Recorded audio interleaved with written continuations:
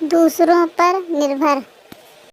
एक समय की बात है, एक गांव में नरेश नाम का व्यक्ति रहता था। वह बहुत आलसी था और कोई काम नहीं करता था, बस इधर उधर से खाने की व्यवस्था कर लेता था। एक दिन वह व्यक्ति जंगल में घूमने गया तो उसने देखा कि एक लोमड़ी लंगड़ा कर चल रही है। उसने सोचा कि यह लोमड़ी जंगल में लंगड़ा कर चल रही है और इसका एक पैर भी टूट गया है। लोमड़ी की हालत देख व्यक्ति ने कहा कि इस हालत में ये लोमड़ी इतने दिनों से जीवित कैसे है और व्यक्ति ने इसका शिकार क्यों नहीं किया।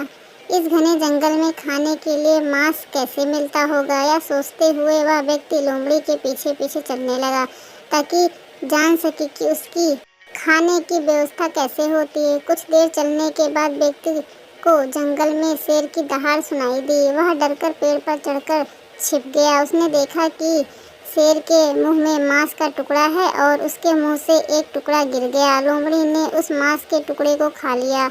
यह सब देखने के बाद व्यक्ति ने सोचा कि भगवान कितने दयालु हैं और लोमड़ी के खाने की व्यवस्था भी कर रहे हैं। मैं पूजा पाठ करता हूँ, मेरे खाने की व्यवस्था भी वही करेंगे। ऐसा सोचते हुए वह घर पहुँच गया। घर पहुँचकर वो बैठ गया और इंतज़ार करने लगा कि भगवान उसके लिए भी खाने की व्यवस्था करेंगे।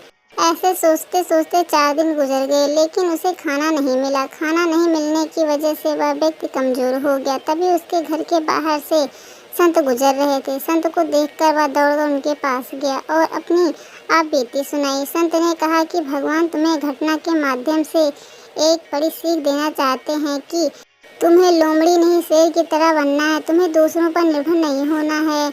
आलसी व्यक्ति संत की बात समझ गया और उस व्यक्ति के बाद वह आलस छोड़कर कर्मठ व्यक्ति बन गया। दोस्तों, इस कहानी से हमें यह सीख मिलती है कि हमें दूसरों पर नहीं निर्भर होना चाहिए। आलस त्याग कर अपना काम स्वयं करना चाहिए।